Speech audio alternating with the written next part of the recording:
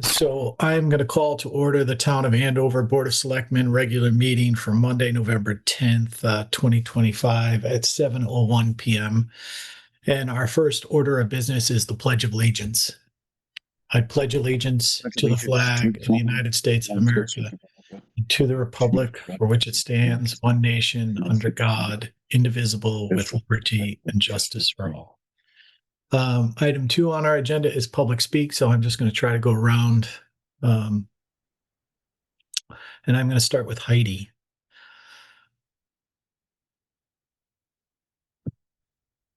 I wasn't sure I was going to be doing it this way, but okay.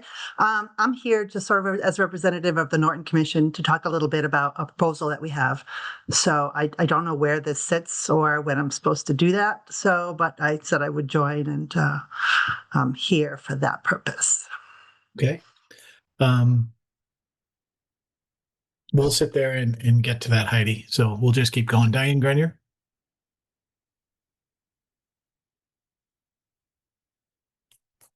Hi there. Hope you can hear me. Yeah. Good. I've got a new computer, so life should be good here. A couple of things. I just want to thank Eric Anderson for his years of service to the town of Andover. We will miss him, and I send best wishes to him and his on your way to your new job. So thank you very much. Also like to extend congratulations to all the winners in the election, and thank you to all those that did step forward for the election, and I hope you all continue to stay active in the town. So thank you all very much. Okay. Kathy Plazzi?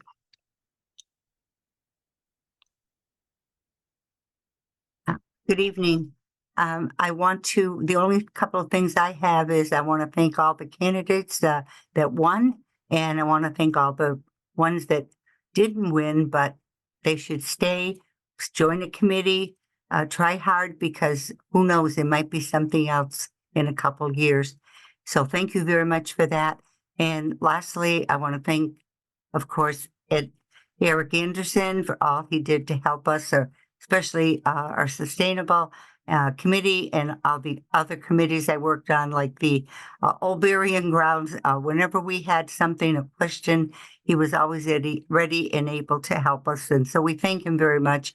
And good luck with your new position and new town and state. Thank you, Eric. All right. Liz Lokech?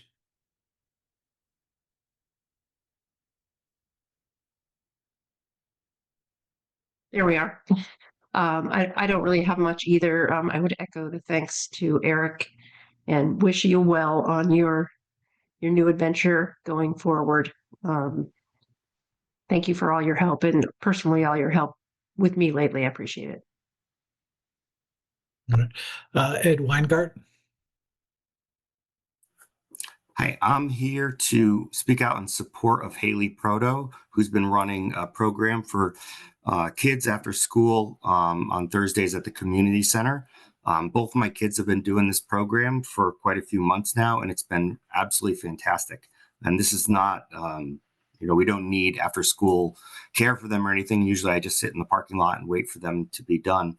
My son, who has been playing chess and checkers at the Chess and Checkers Club, has really done a great job. He has a lot of trouble interacting with other kids, and it's really made a huge difference to him. And my daughter, they just started this past week adding a D&D,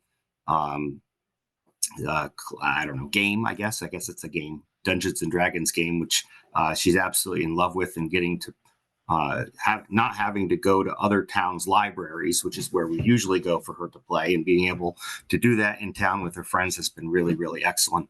And so I just want to say that in a note of support towards her, and how great of a program that has been for my kids. Thank you.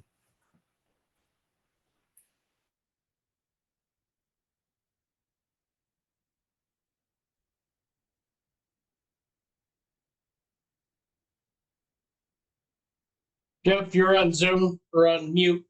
Mute. Jeff? I'm sorry. I did. Megan Lally? All right, can you hear me? Okay. Okay.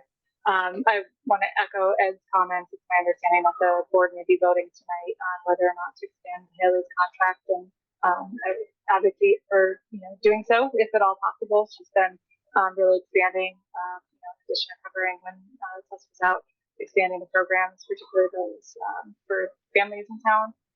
My children also participate in the after-school programs that Ed was talking about, but she's also working on doing like a winter Polar Express parents' night out with the PTA. She's previously supported a lot of the recreation programs. And, for a fact, a lot of that was volunteer hours. But it would be nice if we could pay her for some of the hours that she donates. So just to also express my support. And then I'm also on, so I don't know how long I'll last because I'm usually in bed by 9 to answer questions about some of the ideas I had about how we could use the NIP money for litter prevention and education. Okay. Thank you. Beata Gadomski. Good evening. Just wanted to congratulate everyone who ran. Thank you to everyone who put themselves out there. Thank you to Eric for all the service to the town. And I also just wanted to speak in support of Haley and everything that she has done to connect the community and offer more programs. And I hope that we can find a way to continue to keep her here in our town. Thank you, everyone. Okay. Claudia Mendoza. Good evening. I am also here to support Haley Protro. My daughter Valentina has been in the program, the after school program, and not only playing chess and but interacting and developing her social emotional skills with Haley and all the kids that go there. So I'm here for Haley.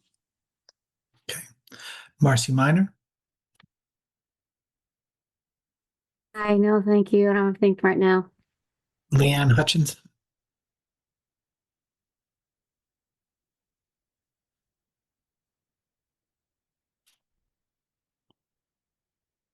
Okay, we'll come back to you. Joanne Hebert. Nothing right now, just here to listen and stay informed as always. Thank you. Bill Penn.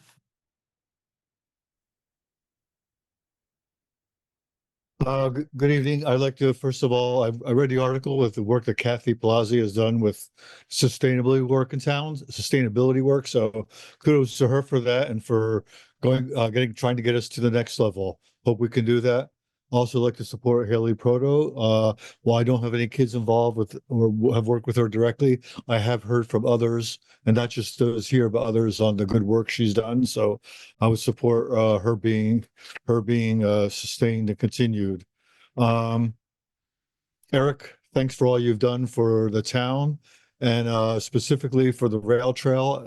As you know, I use the rail trail a lot. I live next to it, but you've made the Andover section of the rail trail part of the shining part of what's going on here along this 20-mile segment.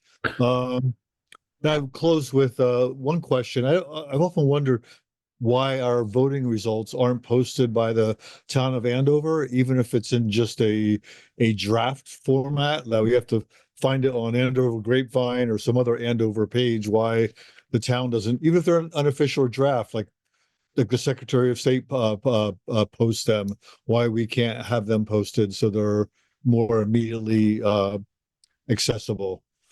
And my God, I had a final question, but I talked so much I can't remember what it is. So sorry, I'll sign off. You're fine. Tess Grouse. I'm all set at this time. Thank you, Jeff. No problem. Kimberly Person. Yes. I'm all set right now. Thank you. Okay, and I have one phone number 2345 ends in. That's Dennis, Jeff. Is that Dennis? I didn't think Dennis was going to make it tonight. Okay. So, did I miss anyone? Okay. Before we get started, Eric, I do want to thank you for all your hard work. And I want to introduce everybody to Jim Bolano. He is taking over on a temporary basis. He's over there in the right-hand corner in a nice black turtleneck. So Jim, you're looking good. You're making us all feel bad. And I figure we'll get started now. So as I said before, Ann Cremay will not be joining us tonight. So we have Carol, and Carol is on 6988. So everybody, if you could, keep yourselves muted, and we'll sit there and see if we can make this move along a little bit. So item 3, additions and changes to the agenda. Do any of the members have anything they want to add or delete?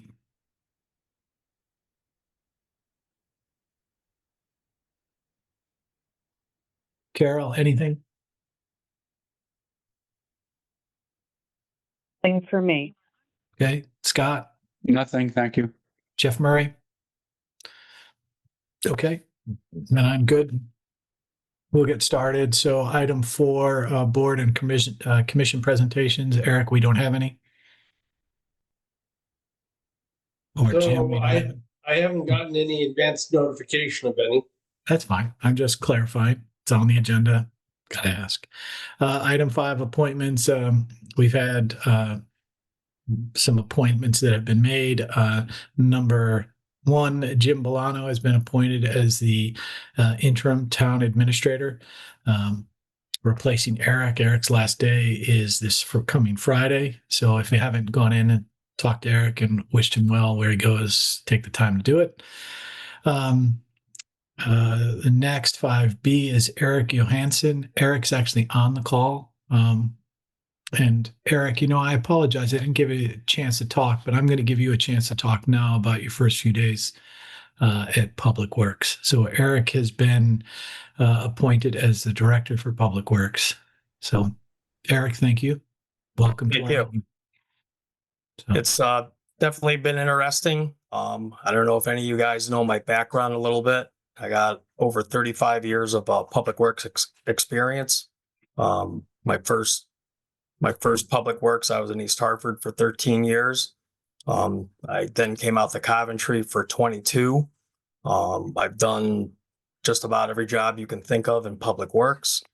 And I'm looking forward to doing some real good in the town of Andover. Eric, we appreciate it. Thank you very much. Thank you, Good Eric. to have you here, and we look forward to working with you. Thank you. I look forward to working with you guys too. All right. 5C, Jim Harlow has been appointed to OABGC. And Eric, if you can give us what the acronym is for, that would help us. That's the Old Andover Burial Ground Committee. Okay. All right. Do we need to approve any of these? I mean, I know we've approved Jim. I know we've approved Eric, but do we need to approve Jim? I don't think so, because I think the committee has the authority to appoint them, and they have. So Okay. All right. We'll move on to the next item, Sustainable Connecticut Committee. What page was that in? I don't have who was appointed or who is being appointed. I know Kathy is involved in it. And Kathy, congratulations on the Brown certification that the town received. That is a very nice honor. No, we'll try to keep moving upwards if we can. Yes.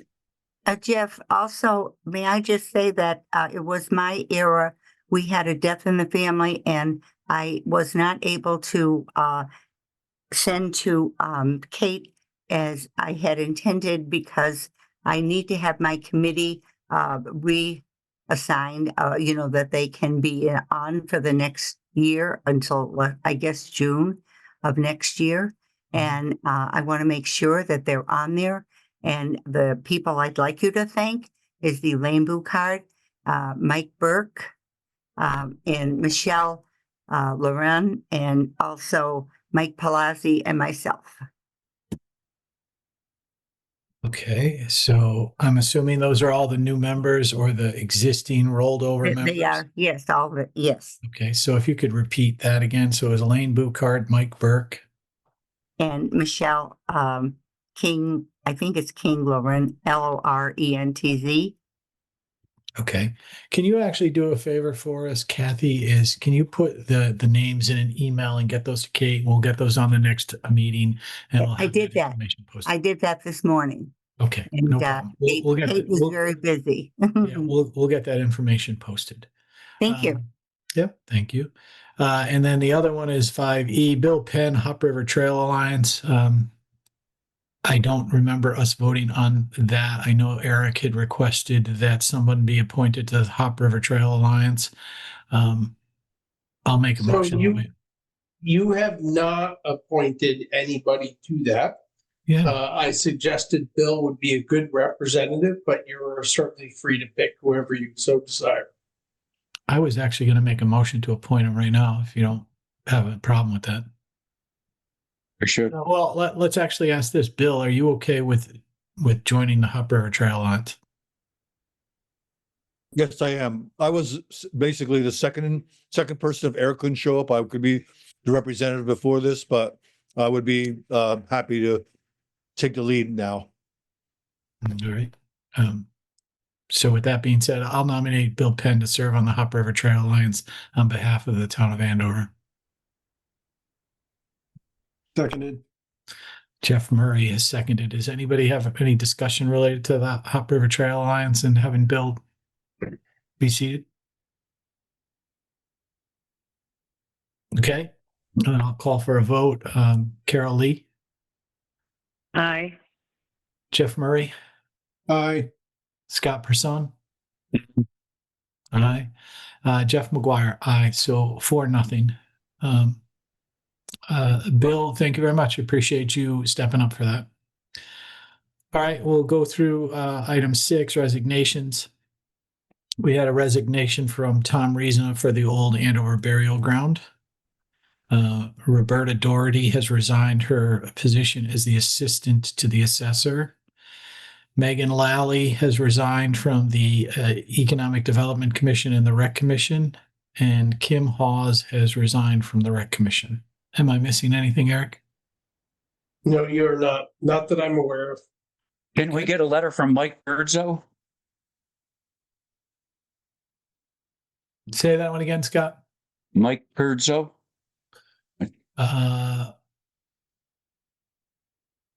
He actually also did it. That was Tom Risma's letter to Michael Kurdzo. So it is Tom Rimsa. You okay, Scott? Yeah. Okay. Good. All right. Then we'll move on to item 7, the town administrator's report. And for this meeting, Jim, we're going to have Eric give it to us for his last meeting, and then you can carry on with these reports moving forward. Go ahead, Eric. Very well. Okay, I will keep this short and sweet.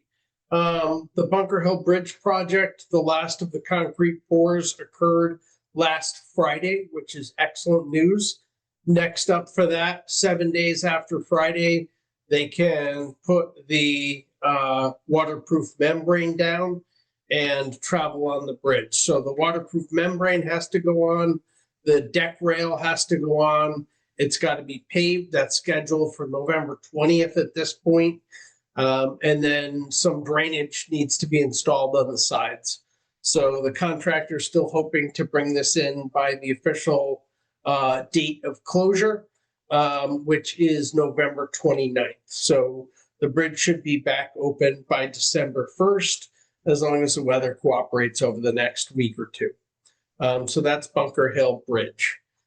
So item number 2, field projects, the ECIQC project for the athletic field improvements. We were supposed to have a meeting this morning with DECD, with the 2 representatives, and DECD canceled that meeting on us. So that's not good, since it took me more than a month to get them to schedule that meeting the last time.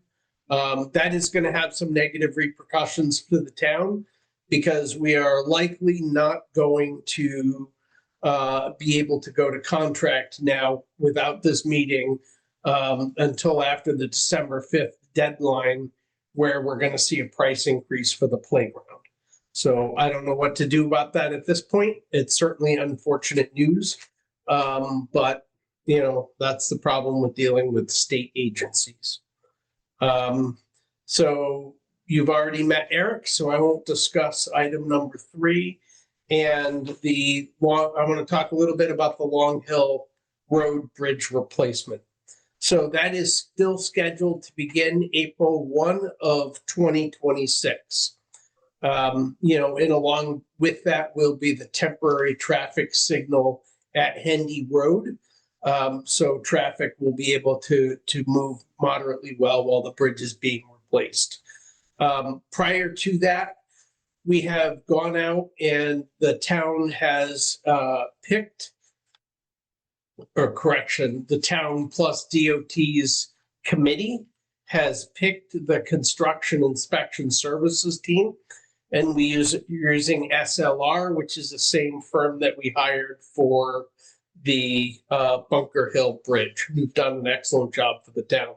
So they will be rolling over with the same project administration as on the current bridge. And DOT has formally agreed to that selection.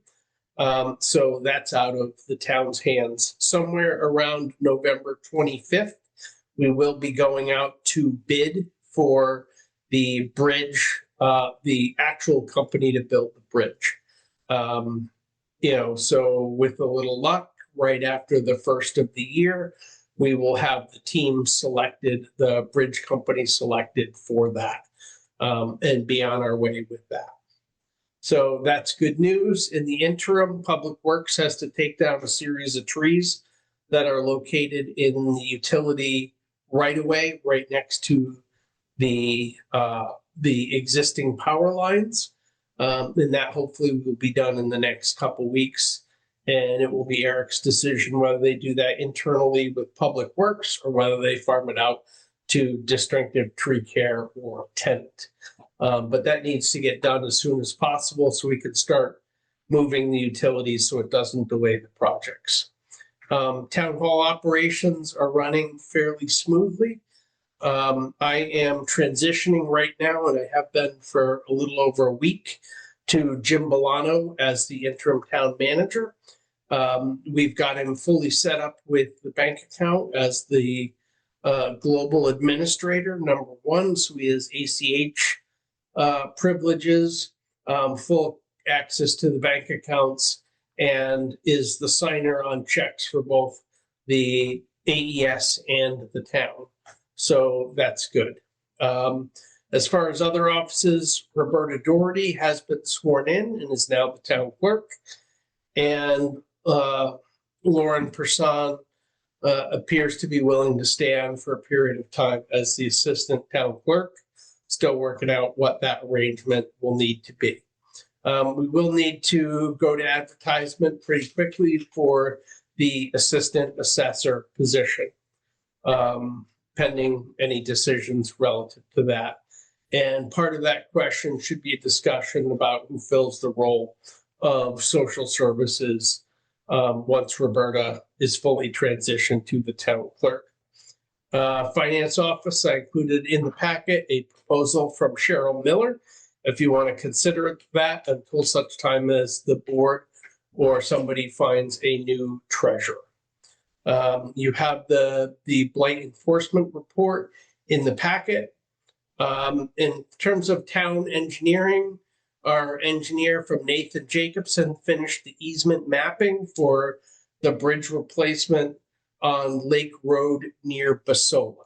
I gave a copy of that to Dennis O'Brien. They're going to need to also write the mets and bounds for the easements, and then the town is going to need to begin approaching the homeowners, figuring out what has to happen to get an easement to the town for the period of time when that bridge is under construction. Resident trooper, as many of you know, we got Trooper Cook back to active duty just recently, and then he tore his ACL playing football. So now he's going to be out for 4 to 6 months. We do have a temporary resident trooper. Trooper Anderson is filling in for him. We will need to coordinate with him, myself, Jim, and I, figuring out how to do pistol permits in the absence of our regular trooper. Hopefully, Trooper Anderson has the same access. If he does, then it should go fairly smoothly. I talked about Bunker Hill. I talked about Long Hill Bridge, and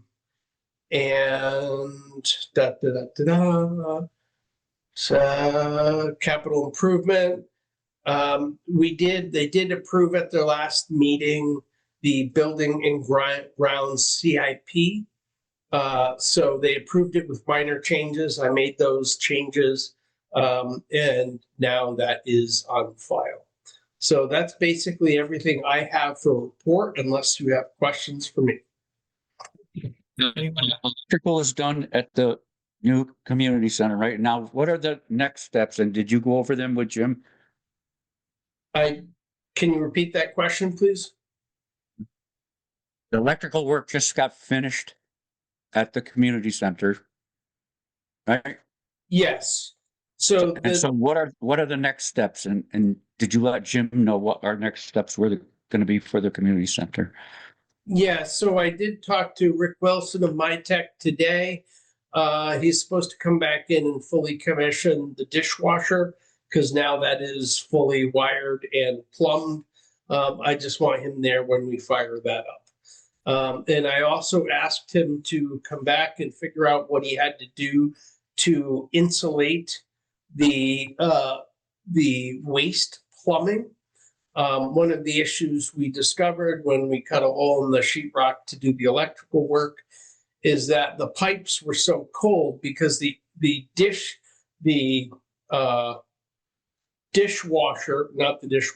ice maker, the excess water in the back is flowing out of the pipes, but it's flowing right at 32.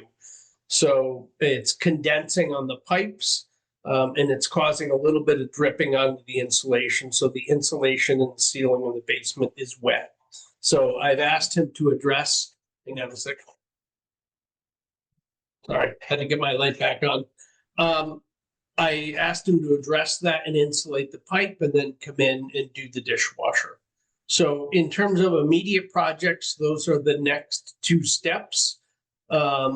Rick does have some work to finish off the automatic transfer switch, but that's waiting a backlog of parts. So that is probably another 4 or 5 weeks out.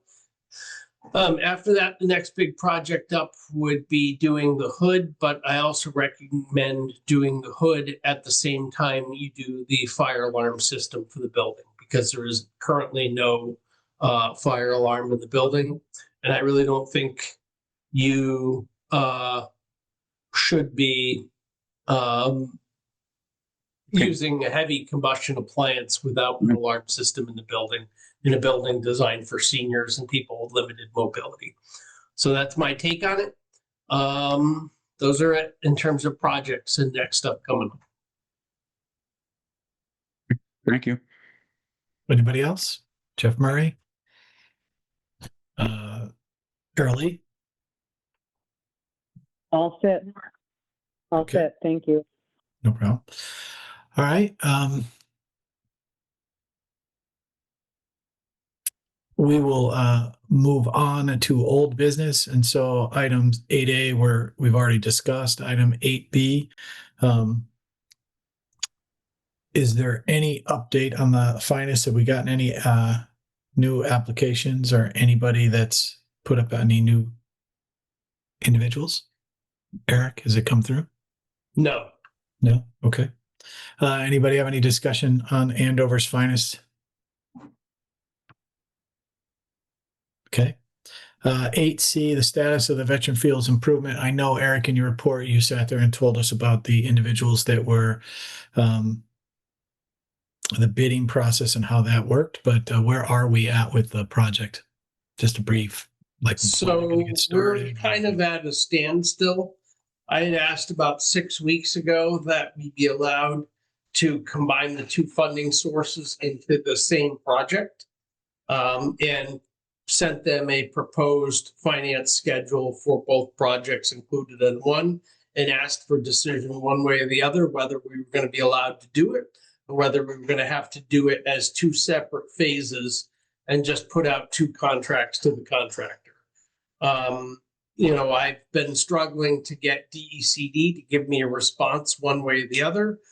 We finally got a meeting scheduled today because one of the members of DECD was working remotely in Colorado and didn't want to attend meetings. Then they blew us off today, think for some health complaint. So we have no meeting scheduled. We have no nothing. So that unfortunately is on hold. That's dealing with state bureaucracy. Meanwhile, Jeff, the price of the playground is going to go up 9%.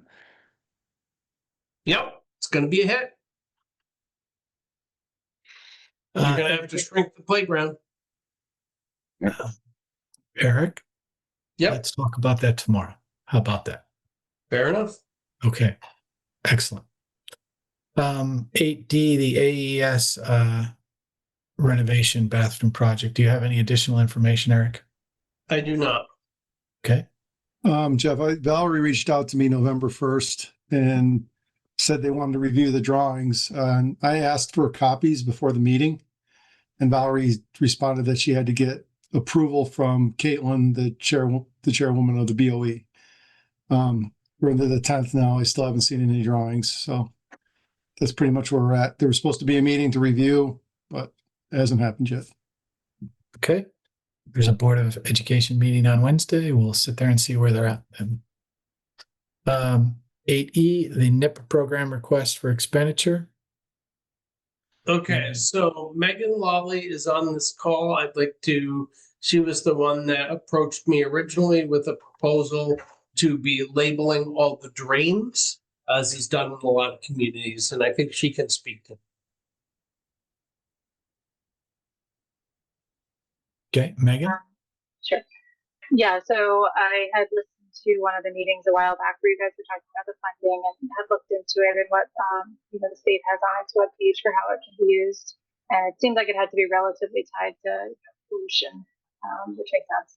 But in my past career, I was a director for a program in a nonprofit, and that's one of the things we did to raise education and awareness of stormwater pollution. And folks don't realize that storm drains actually in communities like ours go to the nearest water body as opposed to, a water treatment system. So they may even intentionally put stuff down the drains thinking it's the right thing to do. So it's a way to engage the community and raise awareness.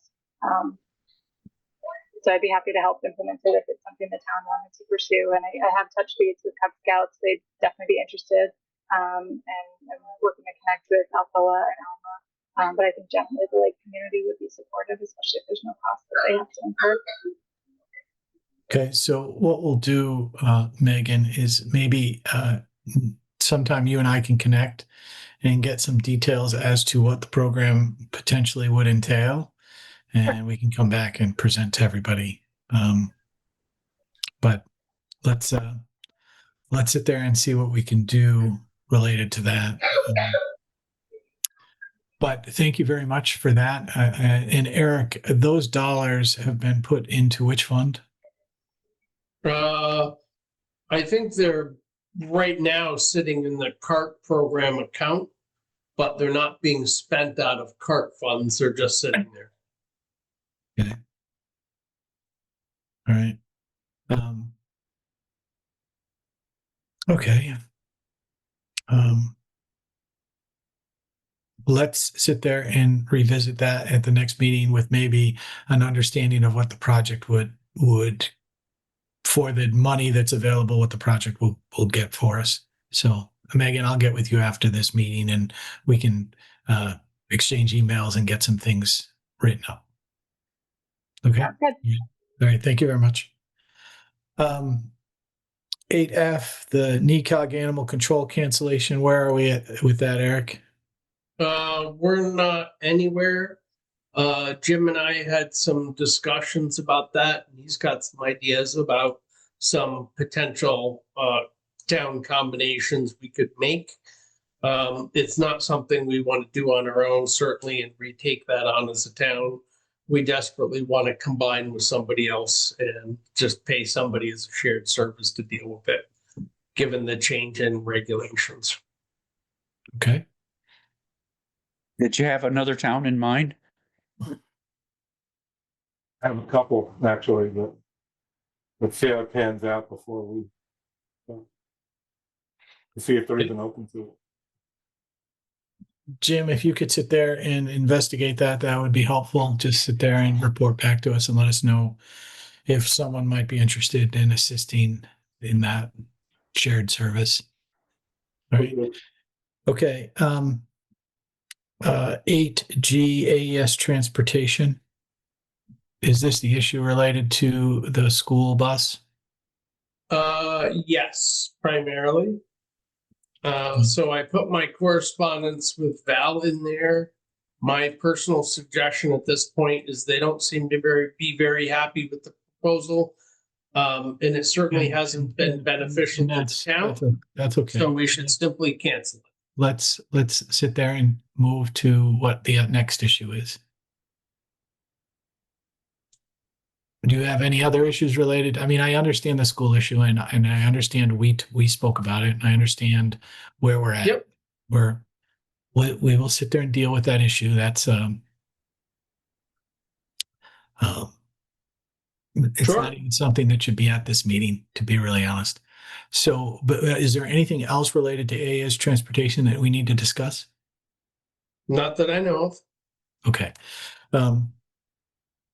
And just so the other board members, I mean, I'm assuming that you all had the time to read the issue related to the school bus and the transportation. I would rather deal with this directly with the school board and with the superintendent because it is not something that really should be brought up here. So, okay. Let's now move on to 8H, the status of the community center assistant. We had a meeting, the previous meeting where we all attended and we had discussed the senior center and what we were going to attempt to do with the individuals that were that are currently working there. So Tess Grouse is the senior center and the community center director, and Haley Proto has been serving as a co-assistant director. And Eric, just from my standpoint, the hours that Haley is currently working. Haley is currently at working 19 hours a week. 19 hours a week. Okay. And Eric, just from a standpoint of understanding the line item for that, based upon us, well, we're going to go two different things. One is the stipend currently being paid related to the municipal agent and the social services is what? I don't know. If you give me 5 minutes, I can look it up though and give you that number if you would like it. I would love it. Okay. 6,000 and change, I think. Yeah. Actually glad you wore cargo pants. See how. And then what I would ask is, Eric, if you also can sit there and if we kept Haley on at the 19 hours, what is the expected amount that we would be in an under budgeted position in that line item?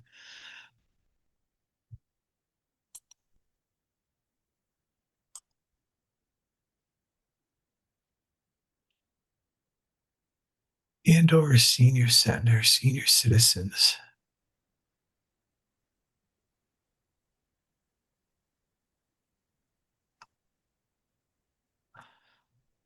Okay. Well, for the board members that are here, what I need to find out and I need to get from Eric. The thought is to take the stipend and use the remaining balance on the stipend and roll it over to the account that we would have a negative position on because knowing we had not budgeted for the 19 hours for Haley for a long term, that money would need to come from another line item. So the hope is that we can fund those additional hours and use the stipend to offset some of it, and then also sit there and work to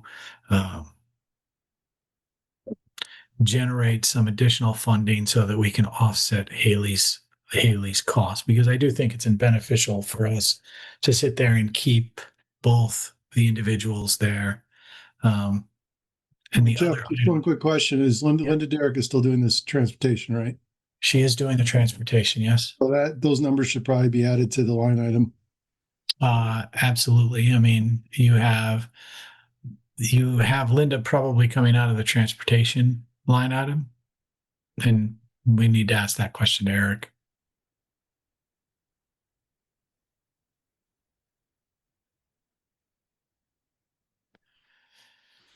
Eric, did you leave us early? No, I'm still here, but you asked me to look up some information, so you're gonna have to be patient and let me do it. Okay. So Jeff, so we have the stipend, we have the other line item for the assistant. And Eric, while you're on the phone, do you know the account number so that I can look at the treasurer's report?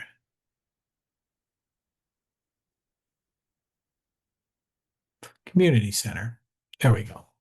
So right now in the community center information, and that's on page 150 of our 216 page report, we have a $47,000 line item for the wages for the director. We have $10,000 for the line item for community center assistant. And we have the stipend that is available for the senior money. So what we would want to do is put that stipend, put those two positions over into the community center and offset those costs. So my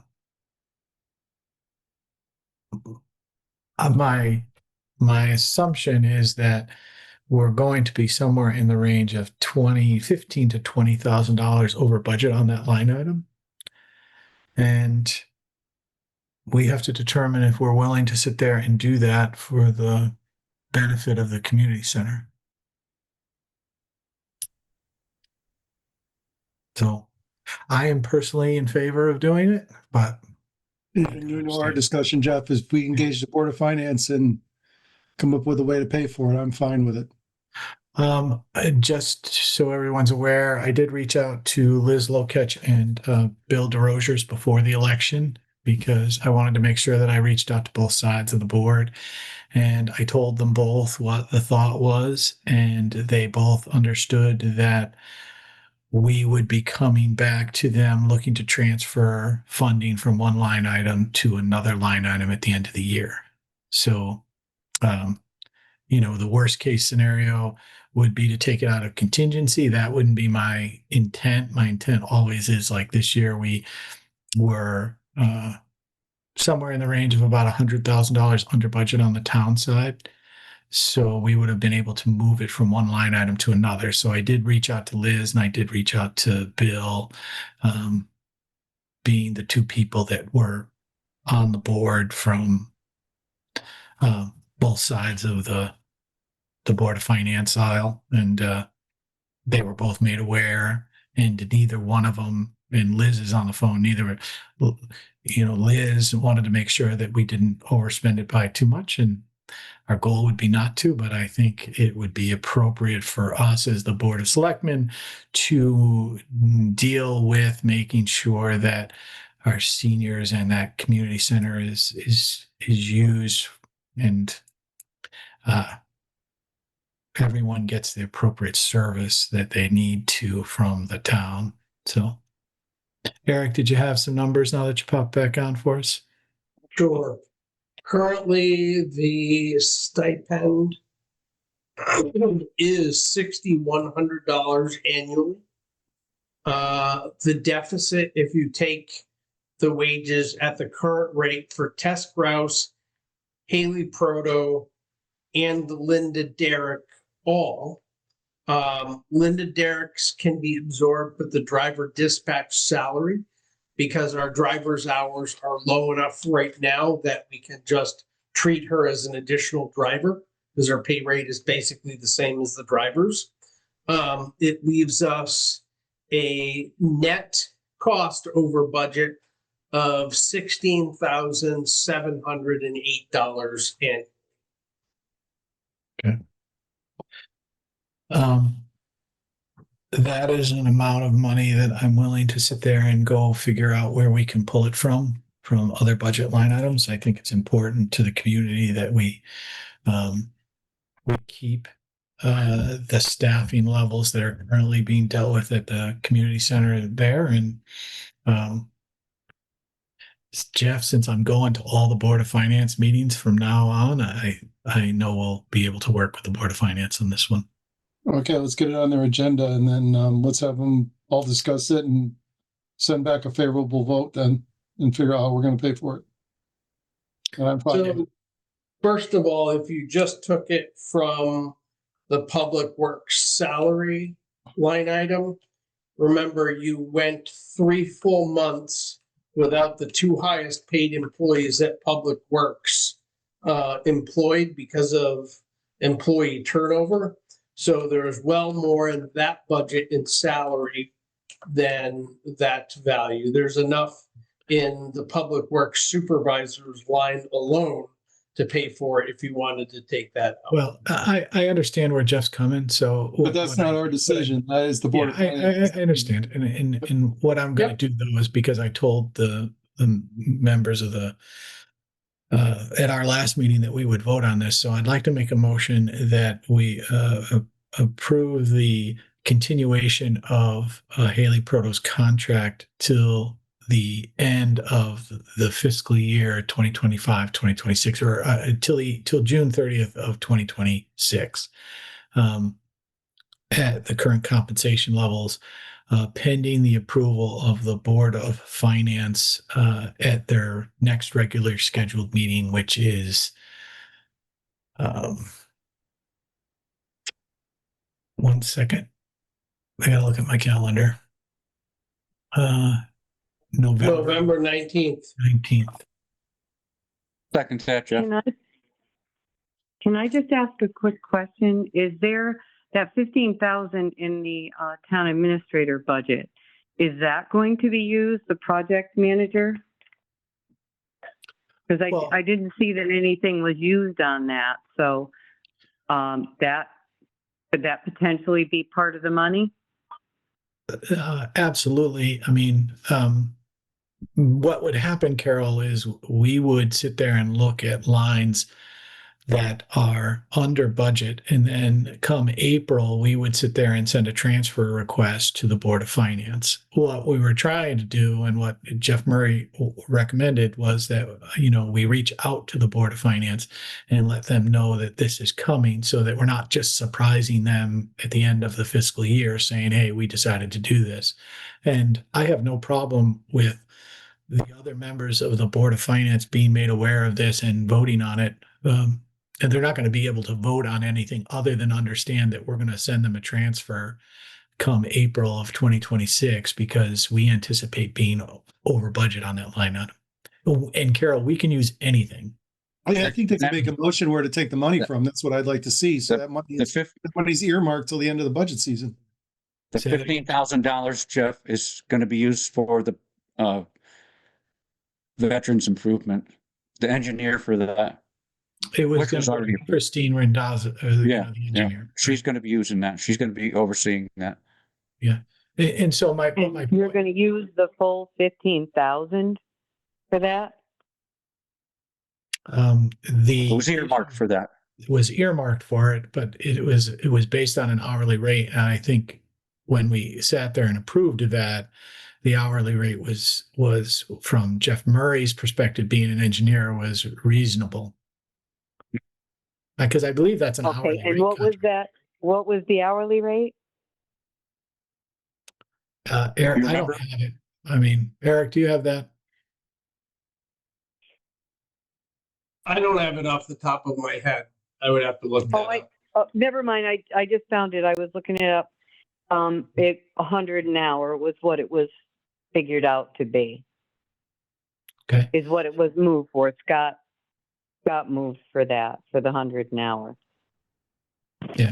I mean, it is, you know, I'd like to sit there and see that project get underway. But Carol, if that money is there, if we don't use all 15,000 of it, we would use some of that money to offset that line item for community center expenses. So I'm not really, I'm not, you know, like I said, worst case scenario is we take it out of contingency.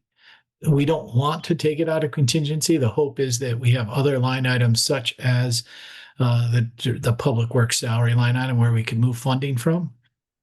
So, you know, knowing how we have operated over the past 4 or 5 years, we always have some level of resources available at the town level. They may not be excessive, but they should be significant enough to cover the $15,000 or $16,708 of overspend that we anticipate. So I had made the motion that we approve this and we make sure that we get approval from the Board of Finance at their next meeting. And Scott seconded it. So Carol, do you have any other questions related to this? So you don't think that we should wait until we do get approval from the Board of Finance to move forward with this? No, See where the money's coming this from. this is all pending the Board of Finance approval. Yeah, this is subject to Board of Finance approval, Carol. Which I'm fine with. They control the budget and the money, and I want them to make the decision where it comes from. So your motion is that we're going to extend it through the end of the fiscal year pending approval from the Board of Finance. Is that the motion that you made, Jeff? That's what I made. McGuire? Yeah. Okay. All right. And the meeting is scheduled for the 19th, which is 9 days from now. And we will sit there and I will have a discussion with the full Board of Finance at that time. Okay. Okay. All right. So we'll call the vote. All those, Carol Lee, Aye. Jeff Murray, Aye. Scott Person. Aye for Scott. Jeff McGuire, aye. So 4-0. Okay. We're going to move on to item 9, new business, and discuss upon the following 2025 meeting dates. I am okay with the meeting dates that are scheduled there. The one date that's in question is the October meeting for 2026. I would recommend that we schedule it for October 5th rather than October 19th. Anybody have a problem with that? No. What page is that on? There's lots of pages. Page 22.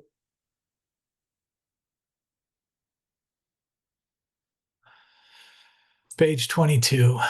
Okay. So that's the schedule for the calendar year, second Monday of the month at 7 p.m.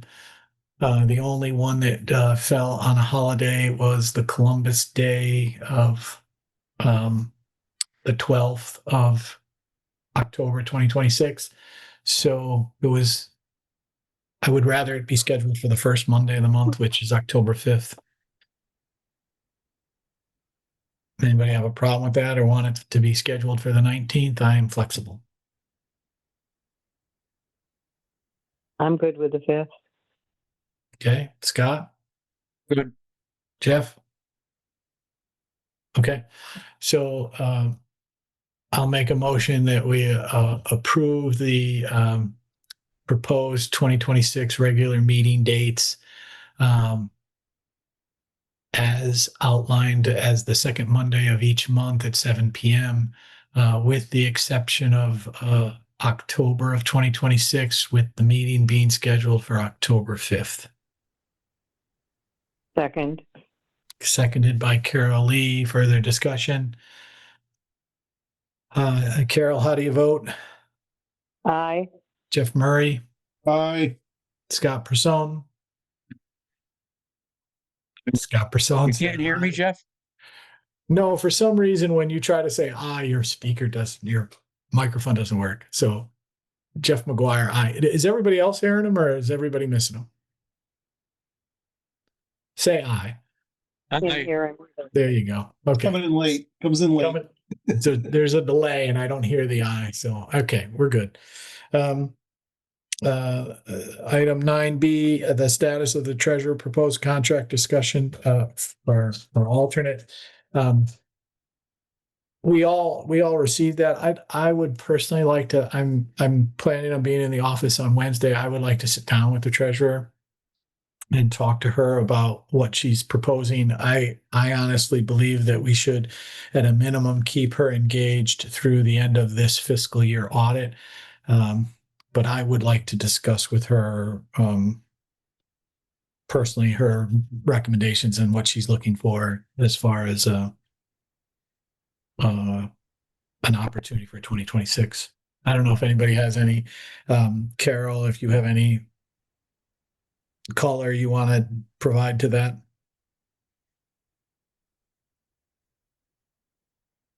You're saying to keep the treasurer on. Yeah. Yep. With the proposal that she gave us, correct? Correct. Yes. Yes.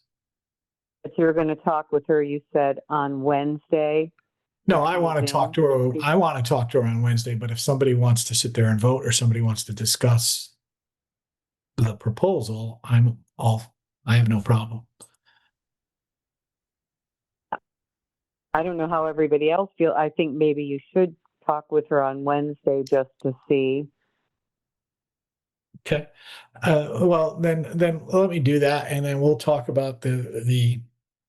I mean, because listen, with the election and with Eric's leaving, we have a lot of issues that we're going to all have to address, and the treasurer's office is one of them that we want to try to minimize as much disruption as we possibly can. So I am all for utilizing Cheryl's services, but I do want to understand what that means, how much time is going to be required, because I really don't, she sat there and talked about monthly reconciling or quarterly reconciling. I definitely want it done monthly. I do not want it to go quarterly related to the bank accounts. I need to touch base with her about how she anticipates if she's out of town, how she's getting into the computer, or a lot of other things that we should have a little bit better understanding of. So if you guys don't mind, I wouldn't mind talking to her and then pushing this off till next month. I think you should talk to her too, because depending on what she tells you, we may want to get an ad out there and start taking applications to get someone in there to cover the office. That's really important position. We don't want to go backwards in that office again. No. I 100% agree. So let me do that on Wednesday, and then I'll report back to all the members by email. All right. 9C. We had a request from the new town clerk. It's on page 24. Requesting for some IT upgrades within the office. I was in the office this afternoon, and I asked Eric and Jim to reach out to South Windsor to sit there and understand what we can get done. And I just think we need to evaluate the IT infrastructure within the office. So I have no problem having Eric or Jim sit there and get an understanding of what it will take. And if there's extra costs, then we'll need to sit there and figure out how we sit there and do it out of our current capital funds, or what we do if there's a significant cost of improving the equipment or the networking capacity of that office. So, anybody have any other issues related to that request? Okay.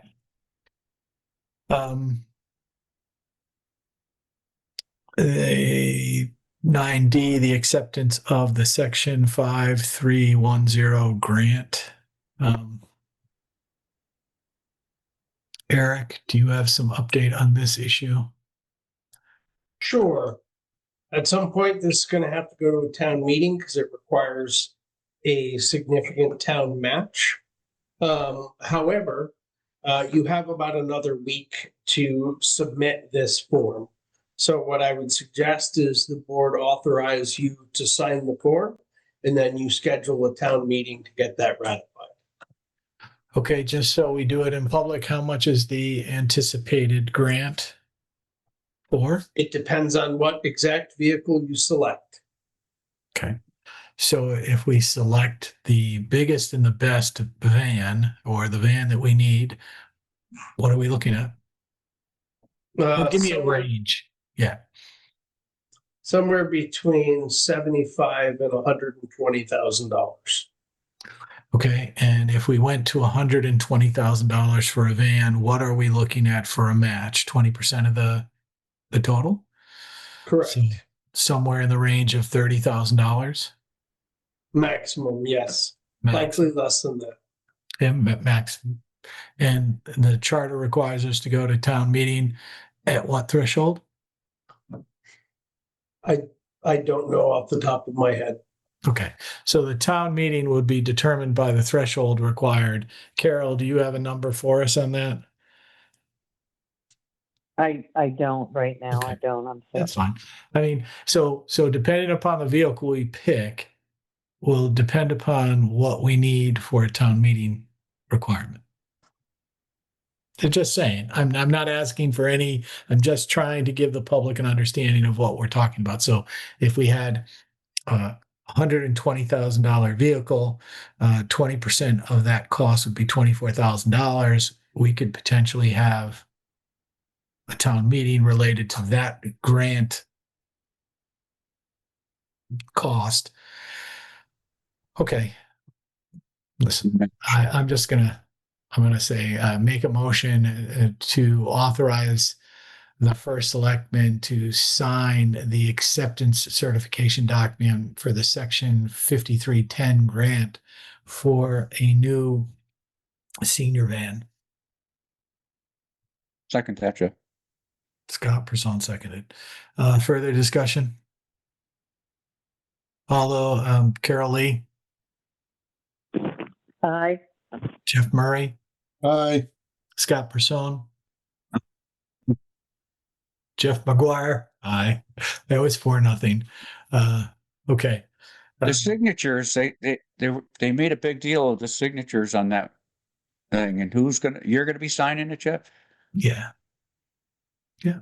The form? Yeah. We'll get it, Eric, we'll get it filled out tomorrow and I'll sign it on Wednesday. I'm not going to be here tomorrow. It's Veterans Day. Oh my I'm going to God. be in Mass. I'm sorry. So yes, we'll have it filled out for Wednesday and I'll sign it Wednesday afternoon. Perfect. Okay. Okay. The 9E review of the town administrator hiring process. There is a significant amount of information in our packet as to about how we go about looking for the town administrator. And I know, Jeff, at our last meeting, we had discussed putting out ads for the town administrator locally. Yes, we had discussed that. Okay. Is that the direction that the board is looking to move in, as opposed to hiring an outside search firm? Okay. Does anyone want to hire an outside search firm? I think we should try locally first, and then if we are unsuccessful, consider the search firm. Okay. But at least give it a month or two just to see what Okay. comes through. So Who then, should we give it? well, we should put it on the state website as far as we should be putting it in LinkedIn. We should be putting it in local information. We should sit Indeed. there. Say it again, Jeff. Indeed. Indeed. Yeah. Yeah.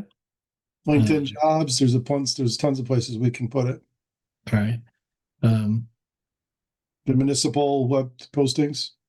Yeah. So what is also in here is the charter. So let's sit there and get to the charter documentation. So that's in the beginning of this. So on page 33. So if we go through this and we talk about the appointment procedures, which is 701B, it talks about the committee that should be appointed to sit there and get this. So we need to advertise for this, and we should talk about what we're doing related to our membership to it. And we have to talk to the Board of Finance at their next meeting about appointing someone. So the way that this is supposed to work, the Board of Selectmen shall appoint a town administrator, shall be chief executive officers. The appointment shall be made by a majority vote of the Board of Selectmen based on the recommendations of an ad hoc search committee consisting of 2 members of the Board of Selectmen, a member of the Board of Finance, and 2 electors for the town who do not hold any public office whatsoever, chosen by said 3 public officials. So we need to appoint 2 people from our board for the search committee. Is there anybody interested in specifically wanting to sit there and deal with it? And my recommendation is we do 1 Republican and 1 Democrat. Anybody? Jeff Murray? I'll leave it up to Carol. What would you like to do it, Carol, or would you like me to do it? Go for it, Jeff. Okay. Is that your answer? Scott, I'll do the same thing. Do you want to do it or do you want me to do it? Do it, Jeff. Okay. I don't know if Ann would be interested, but she's a Democrat. She is a Democrat. I agree with you. So maybe the 3, maybe you should just ask her as courtesy to see if she'd be interested. And you guys can decide between. Do we have to know tonight? Well, we pretty much got, we understand where we're going to go. So I have no problem asking Ann and sitting there seeing what she wants to do and then having a vote over it. So if she wanted to do it, no problem. But I will talk to her, and then I will also sit there and get to the Board of Finance and get their member selected. Because then once we get that done, we need to advertise for the other 2 members. We should do that tomorrow. So Eric, if we could you sit there and get with Kate or get with, we need to advertise for the search committee members. And I would also ask that the board members sit there and communicate to engaged residents within the community that this is something we're looking for. And if somebody can help us out that is not an elected official and can participate, that would be great. Yeah, we could probably even send it to the town committees too, because I know Scott Soya had identified somebody that he thought was very qualified to serve on the committee. Okay. Have no problem. Let's get that situated as quickly as we possibly can so that we can move forward with that. And then once we get that up and running, the members of that committee, we will sit there and work on getting information out there to Indeed and all the other sites and get this going as quickly as we possibly can. Okay. Any other problems with that issue? Okay. Anybody have any questions related to all the information's in here? I know that if it doesn't work and we go in a different direction, there are proposals or potential RFP proposals for different search firms. Anybody have any questions for Eric, or they want to discuss any of that information? Okay. I just wanted to say I sent Ann a text and she said that she might be interested in serving on that panel for town administrator. Okay.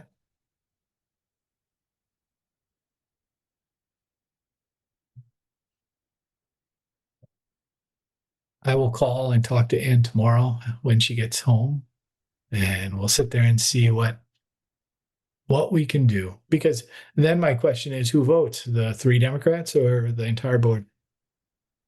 Okay, well, she just sent me a text that she definitely would like to be on that panel.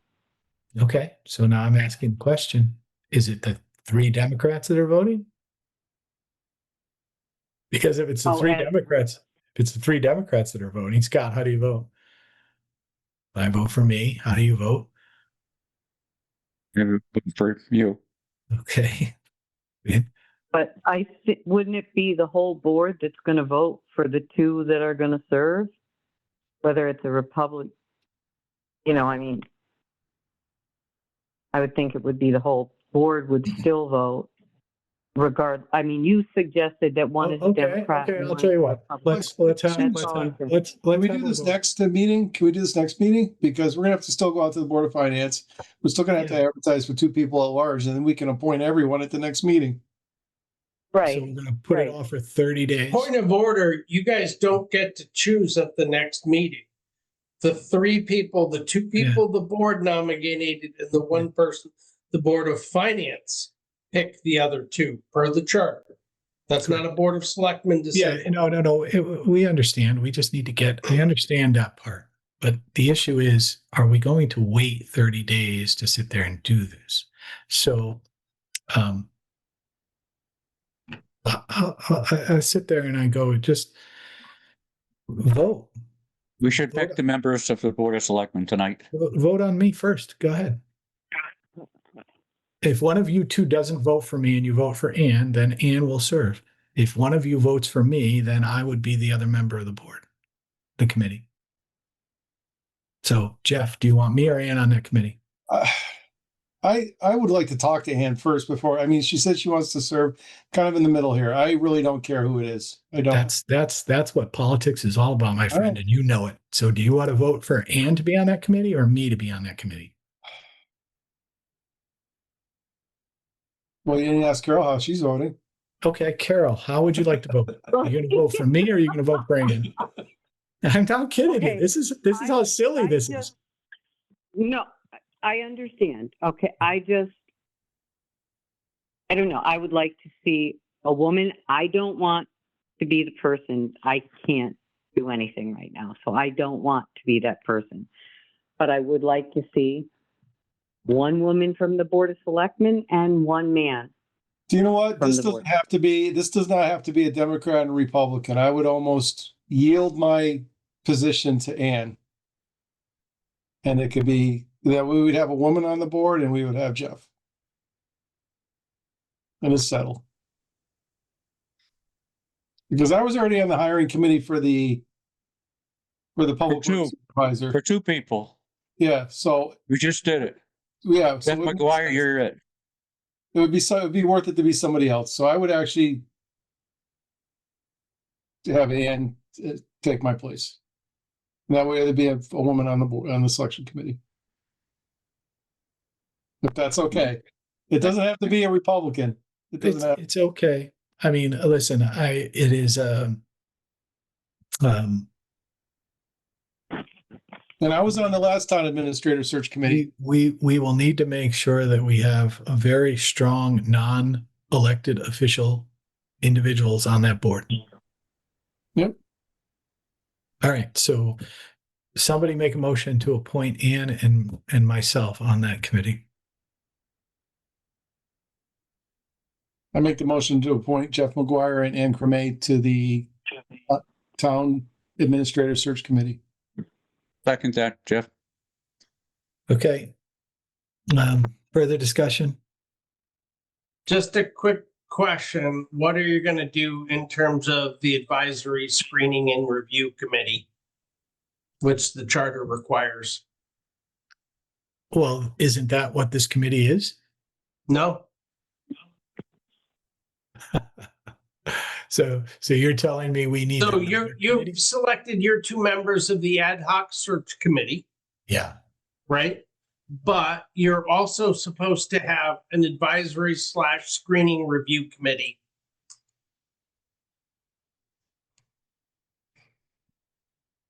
An advice. So we have to select another committee.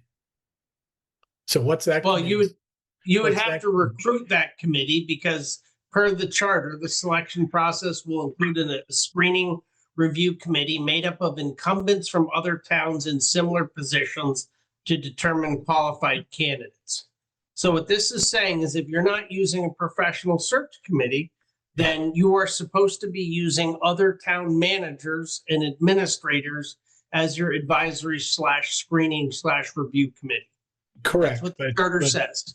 And understand, I get that. That wasn't what I was thinking. But yes, we are definitely going to have to recruit, as we did in the past, another town manager or administrator to assist in the advisory standpoint. And isn't that done after we sit there and get all this organized? Because do you have candidates from local town administrators that are going to help us? No, I was assuming you would check that box with a professional screening committee, Understood. hired screening committee. And I understand, Eric, your thought on that, and we're going to sit there and have to go in a different direction. So we're going to have to sit there and work as a board to find the members. We'll work with Jim to sit there and find out who we can sit there and get to assist us as we move forward in this process. So that is something that we can do after we sit there and get the entire committee there. Because as I'm reading this, it doesn't say how many people are going to be on that. It just says we need to hire a committee to. And that committee would be one of their processes, I would assume, would be to review any resumes received and any applications received. And how long are we going to do this for? Before we do the professional search people? Well, we have to sit there and see how we get a response, and if we get a response, and if there's anybody that we believe is qualified, and if we don't get a good response to what we put out there, then we go and do a professional search committee. So basically, we're going to probably try this for 90 to 90 days, I would guess. Indeed, yeah. 3 months. Well, you're going to have to sit there and go through this process, and then you're going to have to sit there and give them a timeline to submit, and then you're going to have to review, and then you're going to have to sit there and, if we feel comfortable that they're qualified candidates, we're going to have an interview process. I think you should just make it ongoing, Jeff, until somebody's found, because that interview committee is going to still interview the ones that the search committee or the search firm that we hired. If we have to go out to a search firm, we would still interview candidates. Oh, understood. But what Scott was asking is how long before we decided to turn around and hire a search committee, a search firm. I would say February, March. So 90 days. Yeah, because right, to be honest with you, November, December is going to be tough. I mean, not a lot of people are going to be looking for jobs during the holiday season, possibly, but let's trying to get people together during this next 6 weeks is going to be sort of difficult. Okay, so let's sit there and see if we can, expedite what we're doing and do it as quickly as possible. And then, if we find that we're not having success moving down this path, we're going to have to sit there and pivot. Anybody got any problems with that? Okay. Just one more thing. Should we reach out to a couple of these search firms and just get some pricing just so we know budgetary what we're talking? Eric has, and we got one. I can talk about it. It was $15,000, I think, when I read it. 15 plus. So Like, your, Right. your Plus if range, there's additional hours. so I reached out to two firms. Your range is it's going to be somewhat dependent on how much services you want. But the range is going to be somewhere between a low of around $10,000 and a high of around $25,000. That's your range. But you're going to have to decide whether you want support via Zoom or support in person. And you're going to have to decide whether you want them doing all the background checks and investigation, or you want to handle that yourself. And you're going to want to have to speak with them on where you want to advertise, because that can run in the thousands depending on where you're advertising. So that's your range. Okay. So are we still good with moving forward with the direction that we want to move it, or are we looking potentially to sit there and hire a search firm? Search Well, I firm think- seemed very qualified. If we were to follow the charter though with 701B, with the advisory screening review committee, incumbents from other towns,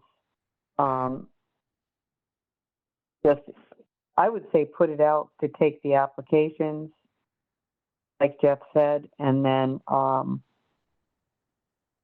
have the advisory committee screen them, put them forward, and then the two selectmen, the one member of the Board of Finance and two members of our public, then decide after interviewing those that were screened and put forward. Okay. Who's going to do all the backgrounds? Well, we'll figure out the background checks. It's all of those things are things that we can get accomplished.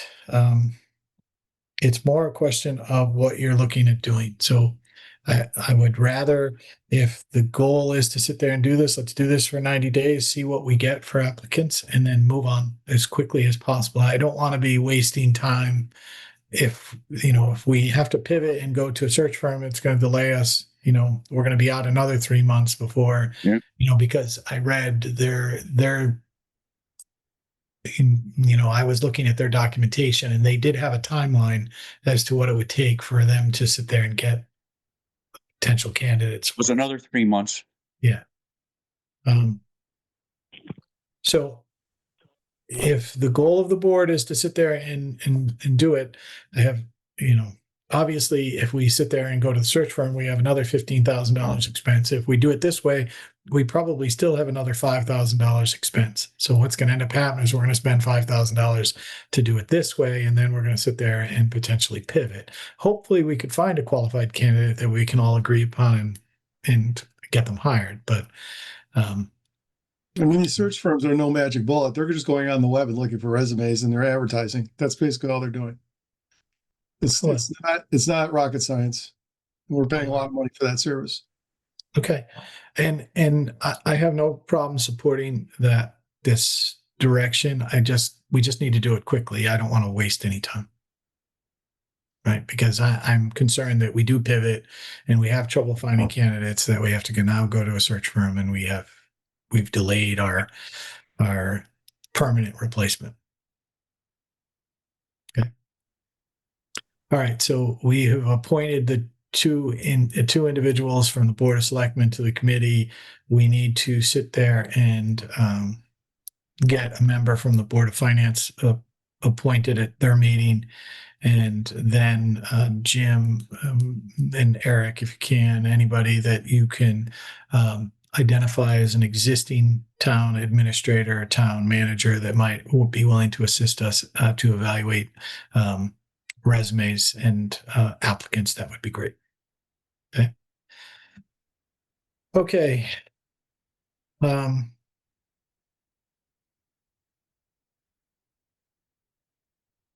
Where are we?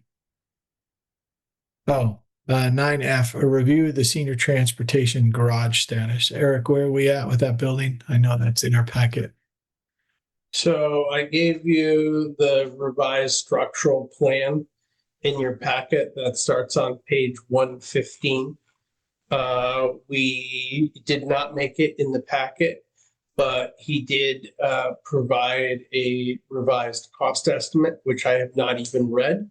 So I'm not going to comment on one way or the other, and they still have not supplied us with exterior elevations.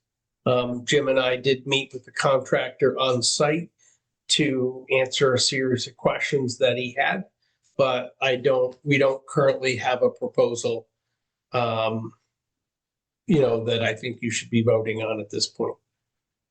Okay. All right. But if you have questions or feedback on the design itself, feel free and I'll pass them on. Well, it was all I slab looked work. at the print. I mean, there was a slab work and a slight roof truss configuration. What's the height? What's the exterior look like? There's a lot of questions. Yep, concur. Okay, so we'll sit there and Jim will look at that and sit there and see if we can get with the contractor and get some, or the potential builder and get some better idea of what we're really looking at. This is all because you changed that roof truss system to make more room up there, Eric. I thought that they already came back with a proposal for that. Well, the problem is that we didn't have anything visual. We had kind of a vague proposal on what they wanted, and they hadn't sent it out for the engineering. So we signed a quick design contract with them as part of the overall process, because I feel a lot more comfortable once I see a final design and a set of visuals on what this is we're getting. So that's the stage we're now. I had hoped they would have provided that to us already, but they haven't. So this is as far along as we are on that proposal. I mean, at one point we had an exterior design of that building. Right. It might have been internally done, but so they didn't take that preliminary design and No, so get further so on. we had an exterior design of that building, Mhm. which you and the board didn't want to build because it didn't have adequate storage space on the second floor. So then we turned that, based on the feedback from you and the board, we went back to the contractor and we said, we don't want this built essentially one story with a bonus room truss. We want 2 full stories and whatever roof you put on top of that. And that's where we're at now, coming back with that revised plan. Okay. All right. So we have more space up there, Jeff. No. Listen, I am all good with it. We space is a problem with the community. The rec commission needs space. There's space that needs to be dealt with. I mean, you could put 3 garage doors up there on the second floor and have it be cold storage. I'm definitely all for that, Eric. When you were initially doing this, the roof was situated to face in the appropriate direction for potential solar panels. So when they get it done, if we can, upstairs cold storage, slanted roof with the majority of it toward the back so that we could maximize sun if at all possible. And Jim will get with this group and see what we can get done so we can have something for the next meeting. Anybody have any questions related to that? Okay.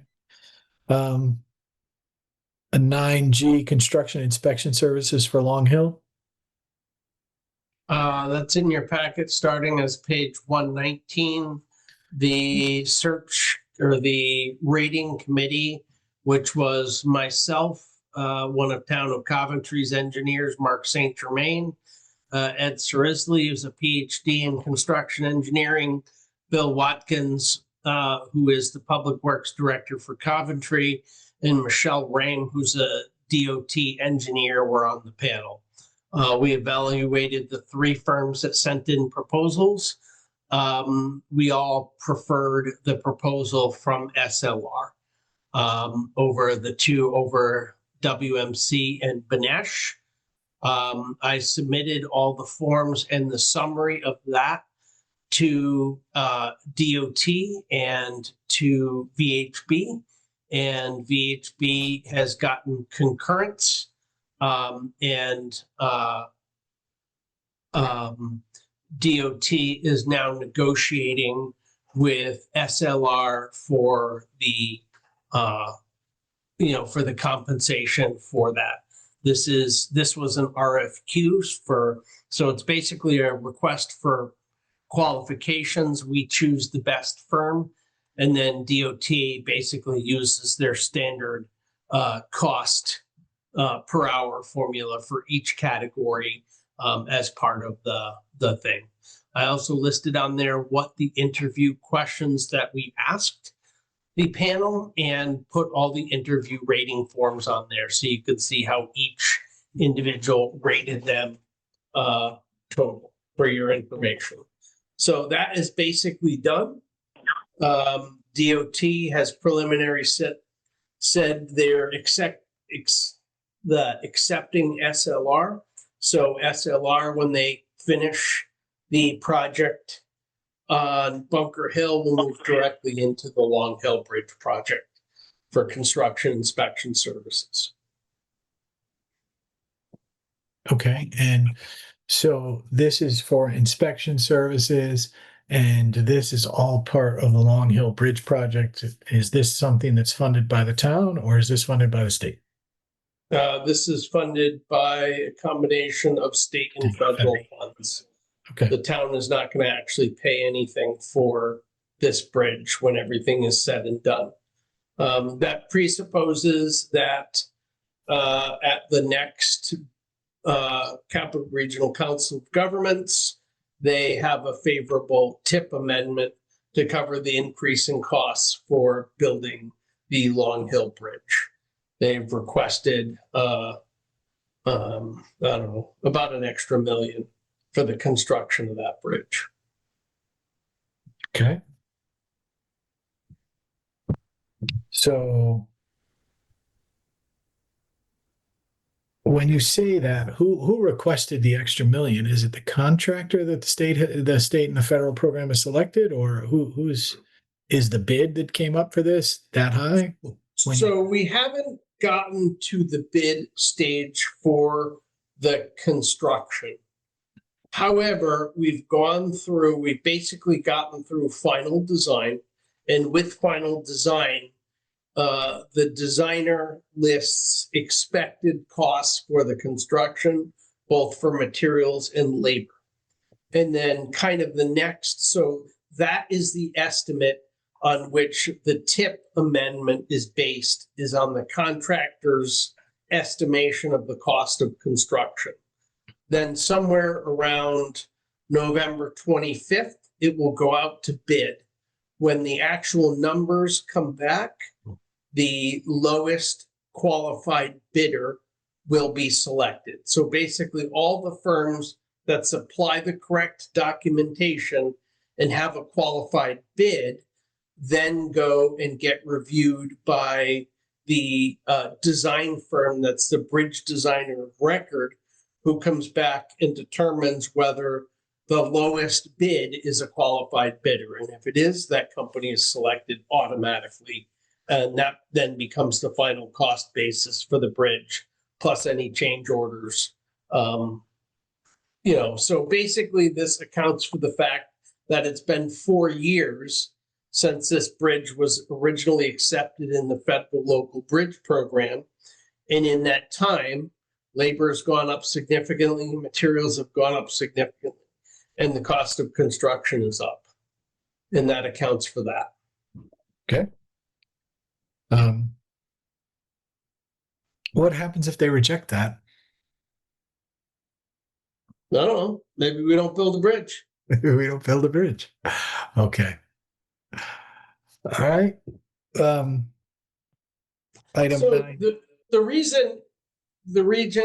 reason CROG has to approve it. So if it's a TIP amendment, that means the Connecticut DOT has already approved the increase, but the Capital Regional Council of Governments serves as the MPO, or Metropolitan Planning Organization, and all of DOT's cost increases have to get referred to CROG for an up or down vote. But since it doesn't cost anything to CROG as a region, and it's already funded money from the federal or state government, they're not going to turn it down. They have no incentive to. Okay. Well, let's get it built. So 2026 is a big year for that one, right? Correct. Okay. 9H, Sustainable Connecticut Award. Yep. So Eric, you were at the ceremony. Andover was awarded a bronze certification. The committee, driven by Kathy Palazzi and Elaine Buchart, did a great job. On page 138 of our packet, it has a bronze certification document that was put out there. And I'd definitely like to congratulate everybody that served on that committee and worked to get it done. I think it's great for the town. Congratulations to all of them. Yeah. Anything that you want to sit there and add to that from your position? No, I think it's for a relatively small town with limited resources. I think we're, I look at the sustainable CT certificate is basically what the town is doing well in terms of governance and in terms of doing things that are good environmentally and smart economically. And it's an acknowledgement that we're one of about 35 towns that received this award this year. So I think that's kudos to the town and the Sustainable CT Committee for really pushing and doing the documentation on this, and for a lot of the departments and organizations who do work towards it. Okay. All right. Thank you very much. Anybody have any questions related to Sustainable Connecticut Award? Okay. 9I, the Percy Cook Trail Preliminary Plan. Page. Okay, so that is page 139 of your packet. You have two maps which show an overview of the proposed trail going down the town property, and then an enlargement of the area directly by the municipal campus. So I asked the town's engineer to get us a preliminary set of drawings because I wanted to share it with the Board of Education, simply because I know they're going to have some significant concerns with safety for a trail that runs near the school. And if we improve it and make it better and more people on it, they're going to have even more concerns. So I had hoped to have myself and the engineer discuss this with the Board of Education, but they have no interest in meeting with us this month. So that's going to be a future problem to be dealt with. And frankly, the engineering firm is going to have to keep with the design. And then we're going to have to deal with their comments or concerns farther on in the design process, which is unfortunate, but that's a Board of Ed decision. So does this proposed trail exit at the fire department parking lot? Correct. Okay. We're doing everything we can to keep it as far away from the school as possible. Okay. And then does the engineering group have what's the distance, the closest distance to that town line that's near the soccer field? The town line near Town line or the school property line, you're saying? Yeah, that's a town property. So that line that goes back there that's near the soccer field, how far away is it? I don't know. Okay. I mean, we're not going to have that. If you can get that, and then if the engineering firm can get that, and if it does come up at the Board of Ed meeting, I'd be happy to let them know. I mean, we're not gonna know that until after the survey. Okay, and when's the survey? Well, so we hoped to have dealt with the school and had a rough trail idea before we commit to surveying this, because I don't want to, this is a 70-acre parcel.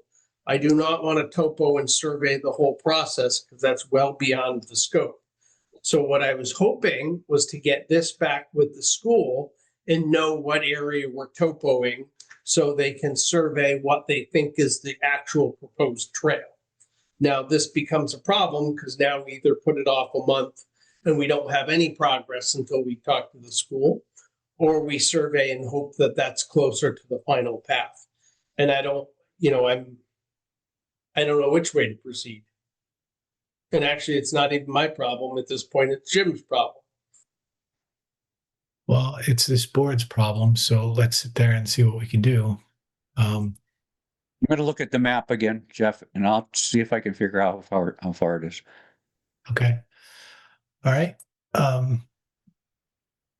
Eric, do you have any more documentation for this trail that you would have provided to the Board of Education? No. Okay. When you looking at it, Jeff, it's quite a ways. I know that property pretty well, and it's. Well, if you look at that map, if you look at the map enlargement where it comes up on the other side of the community center, it's quite a because it's on the other side of the power lines, the gas lines. I mean, Gotta be 300 or 400 feet. It's in that. There's a pine grove in there. It's where it's going through, and it's that is well beyond. That's out of sight of the soccer field, actually. Okay.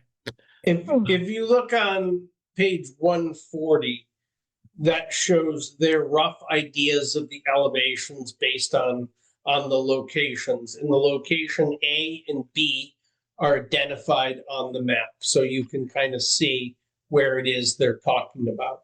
So it's 170 feet from the start of the soccer field. Correct. Okay. And it's going downhill. Okay. Okay. Right. So we did everything we could to make it out of sight of the school and not have any impact on the school.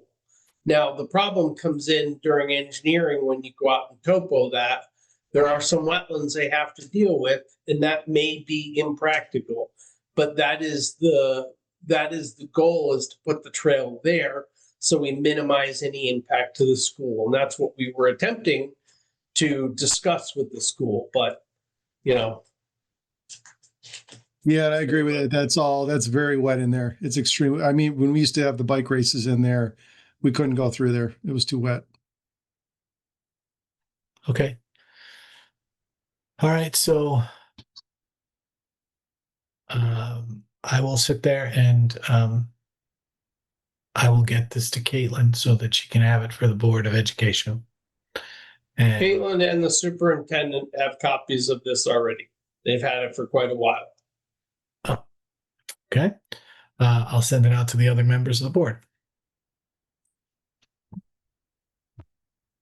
Okay, go ahead. What's next? Actually, I gotta go. It's my job. Sorry. 9J, the Canon update. Sure, very simple. The wheels basically fell off the cannon. They got so rotted, the spokes all rotted off.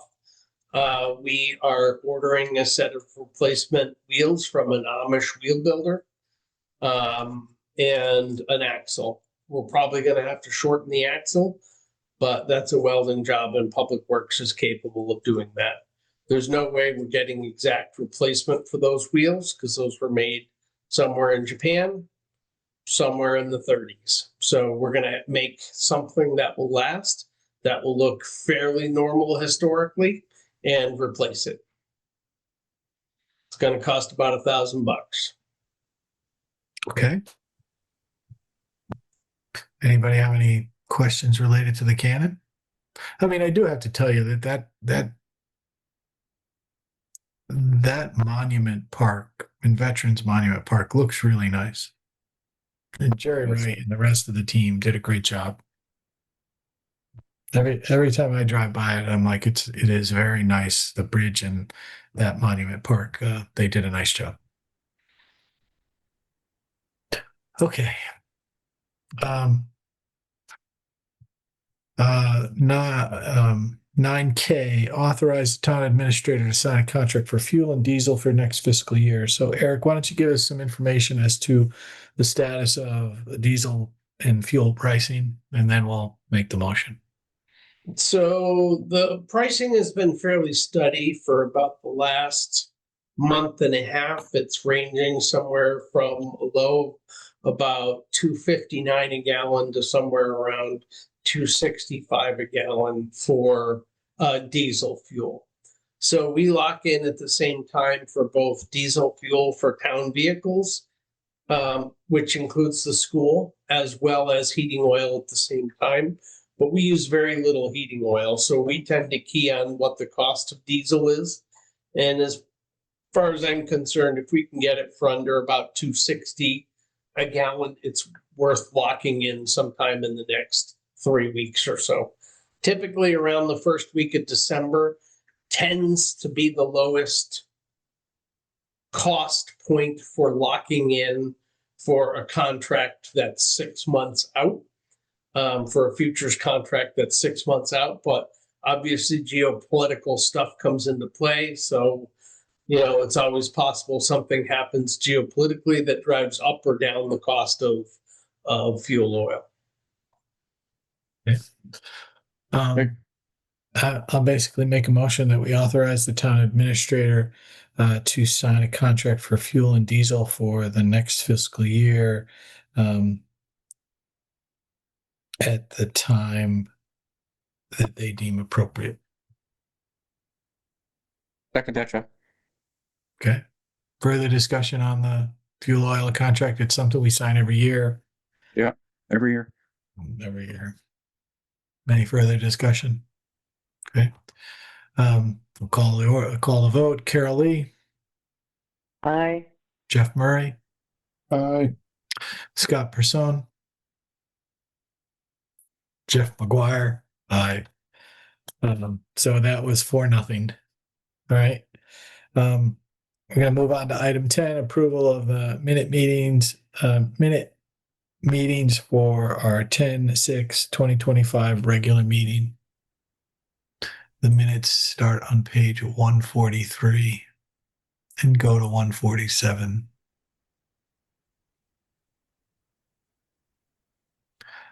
I'll make a motion that we approve the minute meetings for the 10/6/2025 regular meeting. Seconded. Seconded by Jeff Murray. We'll call the vote. Carol Lee. Aye. Jeff Murray. Aye. Scott Person. Jeff McGuire. Aye. 4-0.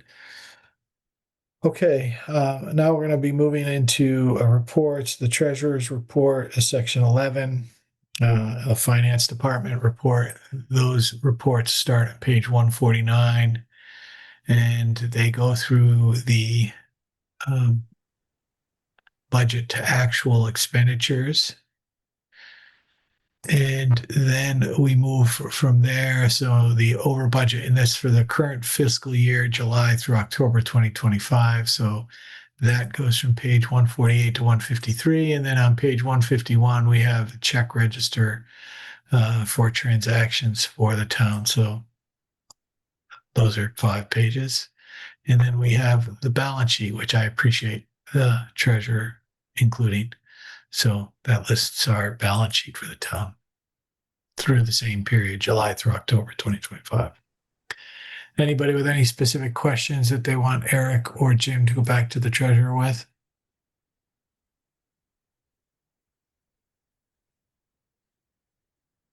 Okay. Then we'll move on to section 12, the tax collector's information. That starts on page 164. We also had a letter from the tax collector, page 166.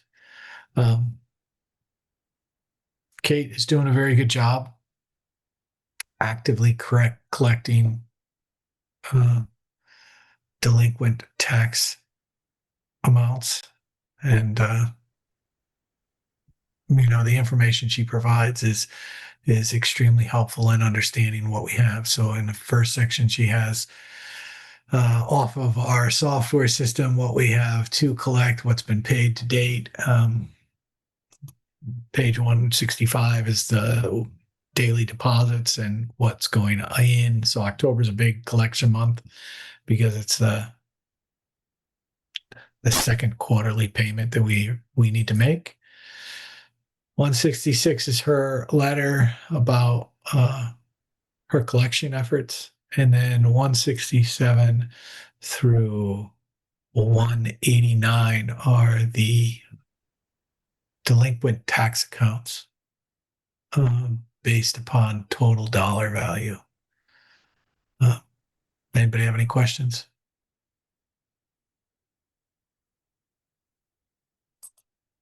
Okay.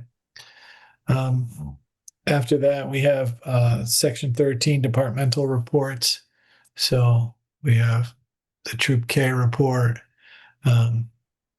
building land and use, and we have to thank Lynn for doing this for us.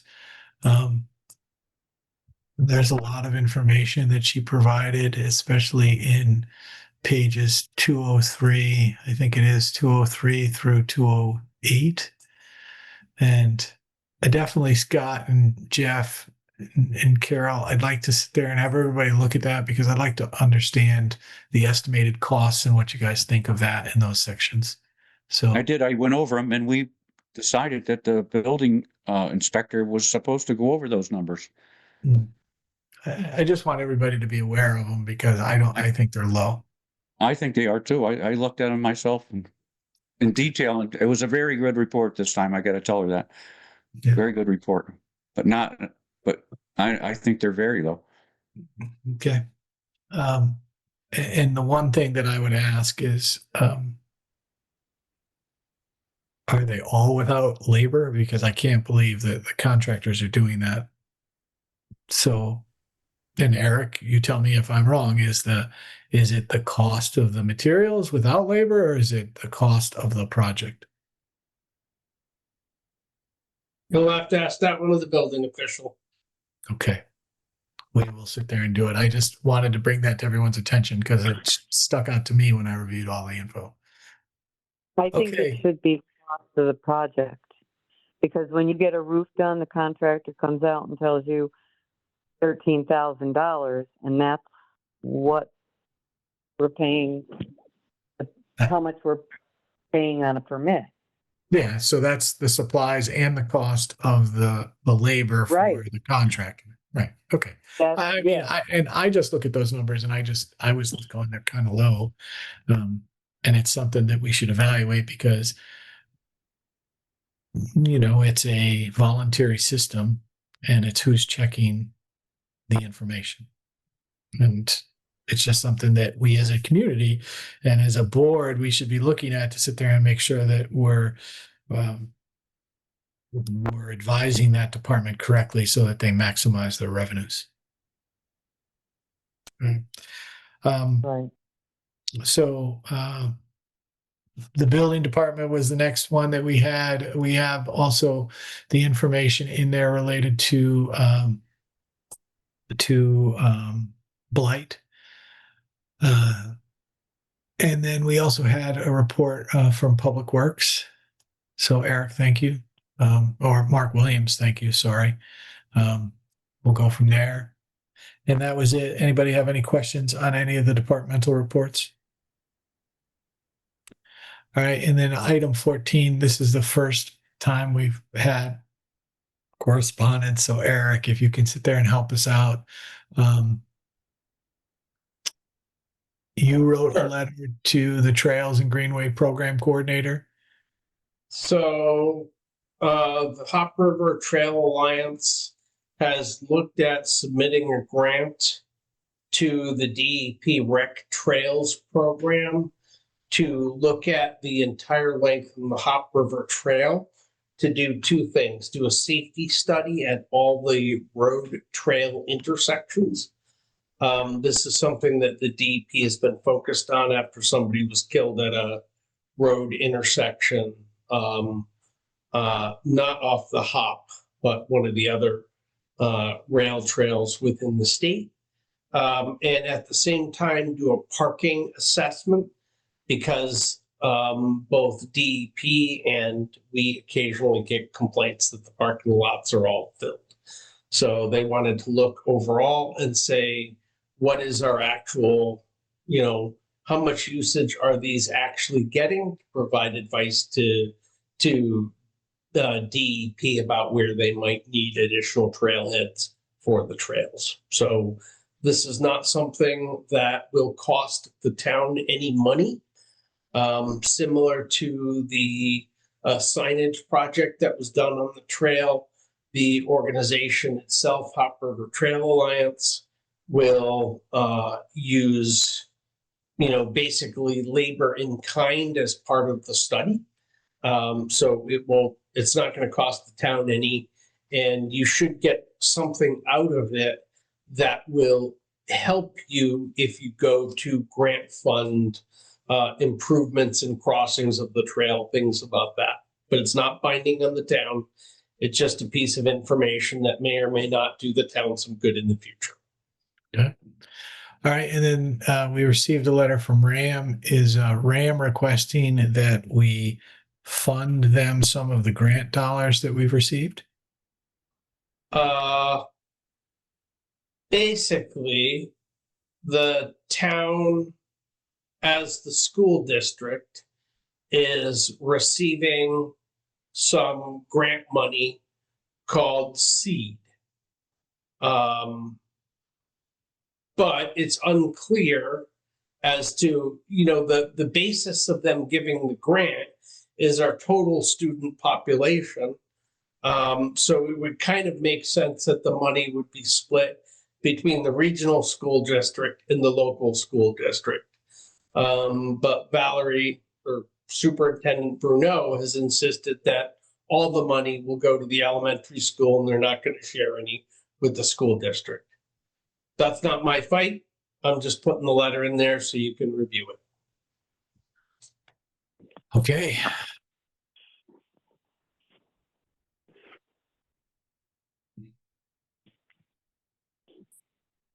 And who received the grant? Andover, the town, or the school? Like, where did the money get deposited? Has it got deposited? I have no idea. Okay. All right. It will probably come into the town. I get it. I mean, depends upon who has. Okay. We'll sit there and deal with it. I will sit there and bring this to the attention of the chairperson on the Board of Ed. We'll sit there and try to see how to best resolve that. And the real question is, do you even share it with either school board or just put it in the town general fund? Because let's face it, we're already funding the special education program. So why shouldn't this come to the town as a refund for all the money we spend on their special ed? We will sit there and deal with it, and we will sit there and talk to the members of that board and actually to RAM to get an understanding of what they're doing. So, I mean, obviously, Eric, this is grant funding for the expansion of their special education services. That's what they're supposed to do. Yes, we are funding their special education department, but if the state is providing additional funding to provide additional service to special education, we'll sit there and deal with it. Well, I mean, my first thought is, since the town is providing with them a vehicle for their special education needs, maybe we should keep it as our expenses for running the program. I wish you well in Dalton, and I hope you get that done in Dalton correctly, my friend. I will sit there and we will have a battle, Eric. I will sit there and I will get with the rest of the board and we'll deal with it. And Eric, you do know that you're loved. So thank you very much for everything, right? As Eric always does, he stirs the pot, and I'm sitting there trying to cut this short. And this meeting will end at about 9 o'clock as long as we don't have too much craziness. Okay, so right now we're moving on from correspondence to item 15, public speak. And I'm going to go through Eric Johansson. We'll let you go first. You're at the top of the board.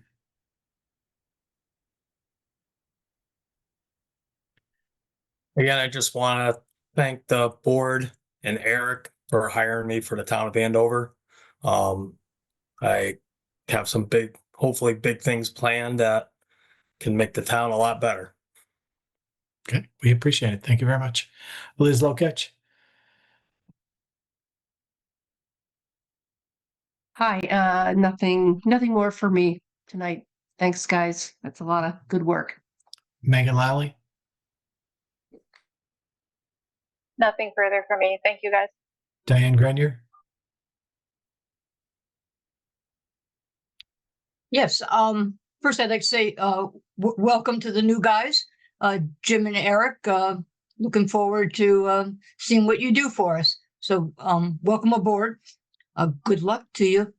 Also, I'd like to say that I'm delighted that the board is looking to find ways to fund both all of Tess, Linda, and Haley for the senior community center. I think that's a great idea. Looks like there's a lot of support for that group, and delighted to hear that you're going to go find some money for them. That's a good idea.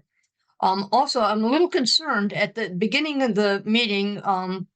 There was somebody from the Norton Commission who asked to be on because they had something they wanted to discuss, and it just seemed to be ignored or nothing happened. Actually, And that- I'll apologize for that one, Diane. I forgot to add it to the agenda because I don't know where that came from. I'll take responsibility. I'll reach out to Heidi. Oh, okay. Like I say, it was just they had something to say, and like, whoops. So Understood. okay, just letting you know that it was noticed. People notice these things. So thank you very much. Always a good meeting. Thank you. All right. Bill Penn. Nothing additional to add other than I will say that I know the person, I'm on the Norton Commission also, so I believe they had attended because they had been conversing with Anne, and Anne had asked her to attend this meeting. So I'm not sure what their exact discussions were, but that was why she was on here, because she had talked to Anne about something. So I told her basically to email you guys, the whole board, and request to be on the next meeting agenda. So hopefully she'll do that. That'd be great. Thank you. Joanne Hebert. Just a couple things. First of all, I want to wish all of you well as you look to fill such very important positions in our town. Looking forward to seeing the people that get selected for offices. And it's just important because everybody that's in an office there does give out important information to our residents. We come in with questions and we expect to get the right answers. There's been a couple lapses where that hadn't happened. And I mean, no blame on anyone there, but I just look forward to seeing, a nice professional process and getting good people hired. And then personally, I am happy to see, you all know, as an outgoing member of the Board of Finance, I had advocated for a long time to move the duties of the municipal agent and the social services person over to the senior community center now that we have one and we have a director and many employees over there. So that budget total was $7,400 with the MRF payment and the $6,100 stipend. So hopefully that will help get the duties and the pay over there. So happy to hear that. That's what a lot of other towns do. So thank you and good luck moving forward. Tess Grouse. Jeff, I am so all set. Thank you. Okay. Leanne Hutchinson. Hi, can you hear me? Yes. Hi. Yes, thank you. I was on earlier, but I could hear you, but apparently you couldn't hear me. So I wanted to say that I'm thrilled that Eric is reporting that the Bunker Hill Road Bridge is going to be open by December 1st, barring some very unforeseen and, severe weather events, apparently.